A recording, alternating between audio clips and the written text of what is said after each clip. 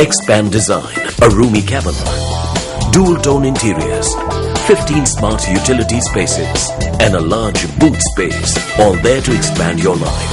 Welcome to Easy Space. Colombo நகர் பகுதிக்குள் 1900 பேரின் பங்களிப்புடன் விசேட டெங்கு ஒழிப்பு திட்டத்தை இன்று முன்னெடுத்துள்ளதாக கொழும்பு மாநகர சபை தெரிவித்துள்ளது.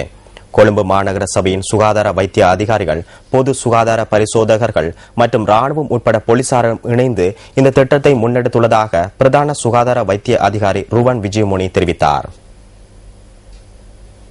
கொழுப்பிட்டிய, வேகந்த, ஹுணுப்பிட்டிய மற்றும் கொம்பனி தெரு ஆகிய பிரதேசங்களின் வீடுகளுக்கு சென்று டெங்கு ஒழிப்பு நடவடிக்கை முன்னெடுப்பதாக வைத்திய அதிகாரி ருவன் விஜயமுனி தெரிவித்தார். நாளை மற்றும் நாளை மறுதினமும் டெங்கு ஒழிப்பு நடவடிக்கை முன்னெடுக்க உள்ளதாகவும் அவர் தெரிவித்தார். இந்த ஆண்டில் இதுவரையில் 19,000க்கும் அதிகமான டெங்கு நோயாளர்கள் பதிவாகியுள்ளதாக சுகாதார அமைச்சு தெரிவித்துள்ளது. ஆனால் இதுவரையில் 19,445 டெங்கு நோயாளிகள் பதிவாகியுள்ளதாக தொற்றுநோய் தடுப்பு பிரிவு தெரிவித்துள்ளது. இதில் 6,948 நோயாளர்கள் கொழும்பு மாவட்டத்தில் பதிவாகியுள்ளதாக அந்த பிரிவு தெரிவித்துள்ளது. அத்துடன் கம்பகா மாவட்டத்தில் 3,094 நோயாளிகளும், களுத்துறை மாவட்டத்தில் 1,292 நோயாளிகள் பதிவாகியுள்ளனர். இந்த ஆண்டில் கடந்த மாதத்தில் மாத்திரம் 6,281 நோயாளிகள் பதிவாகியுள்ளனர்.